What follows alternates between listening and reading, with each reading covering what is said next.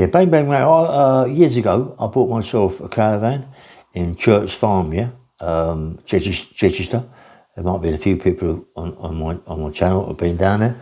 It's nice, yeah. I had a big caravan with a big walkway around it, big veranda walk around it, right by not far from the sea. And there was a big like a ski pond, like a ski lake there as well, yeah, right opposite us. And it was nice. We done it up really nice, and my girl loved it, yeah. Her mother come down, the mother-in-law, the father-in-law, the kids, her kids. Oh, it was like this. It was nice, you know what I mean. And there was a bungalow for sale, and we went down to the manager's office. Could we have a quick look in there? And these big thick curtains. He went in there, opened the curtains, and it was a wreck. It was a wreck in there. Whoever had it before never ever looked after it. It was filthy. Drink everywhere. It was just complete mess. You know, takes 10 grand off the gaff, mate. It's that bad. Went in there, offered them a few, but made a few phone calls, accepted our money. I went back home with my girl, give her some money. She put it in the bank. This, that, and the other. Transfer, done it. It's ours. Went back to Church Farm. Went there, put all this stuff in the van. Found out where a dump was. Put it in the dump. It's cleaned everything. So now job, you know, women are like, they love to buy things, yeah. She went out and bought new settees, new this and new that, new beds, everything new. Made it look really plush, really nice, yeah. I'm not into the renting game, people, you know, I'm not into that. I like to keep it for the family. So I said to them, we're not going to rent it out. I mean, you know, just let the family have it. You can have a caravan. They've got this as well, so let's just keep it for the family. Yeah, okay. So me and her goes down to the club, and it's these guys. They've been there a couple of seasons now. They're a bit rowdy, 4 of them, bit flash, you know, a bit over the top really. Not big guys, medium-sized guys, but too leery. You know what I mean? And I thought, this is too much. They're shouting and screaming and shouting. And I walked into them and I said, let's do me a favour, mate, keep the noise down. You know, I said, who are you talking to? So I went, listen, mate, there's no trouble in it. It's a holiday, you know, kids and all that. So I said, him out, you. I went, okay, whatever. So I turned around and walked away. Crash, one zipped me across the ear with a bottle, yeah. I shook my head. I couldn't believe it, man. I shook my head. I didn't go down or nothing. I shook my head. I turned around. And that was it. They're stools, they're done with stools, bottles, everything. They're smashing me. I mean, there's no way that I'm staying on the floor. I've got on one there. There's no way I'm going to get kicked to death or stabbed to death or whatever. I'm not having it. Yeah, I'm going to stand up. I always believe that once you go down and stay down, it's all finished for you. I've done it before. Well, I've got really, really hurt. I've got kicked to death. Yeah. So I went, no, I'm not having it. So I'm standing out having a fight with these people. Listen. They smashed me to pieces. They bashed me. I've done a couple of them. 2 of them, and then all of them really steamed into me. I've done a couple, bashed a couple up, as bashed as up as you can be. Right-handers, left-handers, and things like that, yeah. But I got smashed to pieces. I don't mind admitting it, yeah. I didn't go down. My face was smashed up. My back was down. My arms was down. I didn't go down. I wouldn't give up, yeah. It was stopped. Please come. It was stopped. No one said nothing. No one complained. No, well, when I say no one complained, the people complained about the phone call, but no one pointing anybody out as such as being a troublemaker. I got out there before the police come. They all got out before the police come. I went back to the bungalow. I was in the bungalow, got myself sorted out, and I went, I'm not having this. We've got to go back home. She said, no. I said, I've got to go back home. It's as easy as that. Going to go back home. I couldn't drive. My hands was all battered, smashed to pieces. My arms was really aching. So she drove the motor back, went back to London,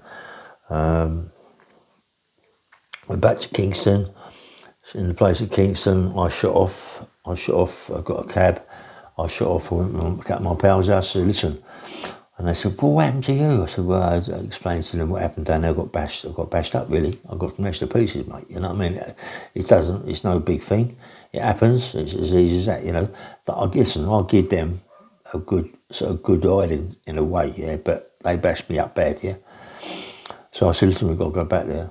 I said, let's go back there and we've got to do it. We've got to do the business on these people. They can't be doing that, thinking they can just come down. It's a holiday for kids and for mums and dads, and they want to be Larry and smash the gap up and smash me up with it. Yeah, I'm not having it, mate. Let's go back down. So I went down to my pals, a couple of Range Rovers, other cars, shot down it.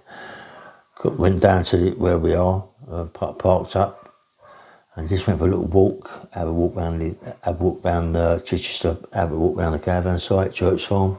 Walk round there, quiet, nothing. Got in the car, in a Range Rover, 4 of us, just driving around. Bosh, got them, mate. And that's it. We know where they are. Crash. I said, what are we going to do? I said, we'll smash in there, right, at night, and we get them, mate, just smash them to pieces and drag them out, yeah? Waited 2, 3 o'clock in the morning, crash through the door. They're all sleeping. They're all out of their nut. We steamed, went in there, smashed them to pieces. Smashed them to pieces, dragged them out, put 2 in the Range Rover. My mate stayed with 2 in there. Listen, they weren't going nowhere, right? Took them to the beach, yeah? Took 2 to the beach, dragged them out of the thing. I said, right, this is where, mate, this is going to kill you, put you in the water. Mate, they was crying like babies. They wanted to be big time Charlie potatoes, yeah? They're crying like little babies. So I dragged them to the water, right, pushed them in the water, and I said, right, we're going to kill you here. And then they started. I said, right, I'll tell you what you got to do, yeah? What you're going to do, you're going to take your trousers off, you're going to take your top off, right, and you're going to get in that water. I said, you're going to get in that water. I said, we're going to walk away with all your clobber. You're going to get in that water and you're going to swim. Swim down, swim up, do what you got to do. Don't come on the beach while we were on the beach. So they started off. They were swimming. They was gone. They wouldn't come back on the beach, mate. I don't know if they got killed or what happened. But anyway, so then we got back. Come back with the other 2. The other 2 was just like sitting down there, faces smashed to pieces. They had a good hiding. So I'll give one a crash. I'll give one the right Larry one, a good clump, mate. And then his jaw come up like that out of here, right? I said, right, come in, you lot come with us. So where are you going? I said, we're going down to the place where they do the water skiing, yeah? And it's a big, big massive place where they do all the water skiing. And we're going to get on a boat, mate. We're going to take you in the middle and just jump you over the side. How about that? And they started screaming, please, we'll give you anything. I said, right, take your clothes off, take all your clothes off, everything. Take all their clothes off, you know what I mean? They're just naked, shivering. I went, get in the water. Please, I can't swim. I said, you better learn. You better learn, mate. You learn to swim. Just chucked them in the water and just rowed back to shore, you know, and that is it, left them. You know what I mean? I'll tell you what, mate, honestly, I'm not joking. I don't know what happened to them. They didn't drown. Don't know about they could swim. But in the end of the day, them people have got to learn their lesson. There ain't no way, right, no way that they come back to that caravan site. Whether not their own caravans, whether their own bungalows, or whatever they did, they wouldn't come back to that caravan site. They knew, mate. They could have got 20 years. They could have got 20 guys, but they was going to get obliged. They can't beat my firm. They can't beat my firm, mate. And I'm not having it, you know what I mean? Yeah, man, and they got smashed to pieces. The girl I was with, I sold the caravan. I kept the bungalow for a bit of time, and then I just sold the bungalow. Do you know how it is, don't you? You're with someone nice, you go out and getting money, you're doing bits and pieces, and all of a sudden something comes on top. It looks like you're going to get nicked, and then you sell everything around you. You don't keep them bungalows, you don't keep the caravan, you sell everything around you and give her the money, yeah? You give her the money, just in case anything happens to me, you've got the money for the caravan, you've got the money for the... Listen, I don't want her to take the caravan, take the bungalow and start renting it out and all that, because it's going to come on top for her, and someone's going to nick it off her, and I'm not having it, yeah? So I said, sell it. Sold the bungalow, sold the caravan. She got a big lump of money, and that was it. Yeah. Plus, she had a lot of money that I had.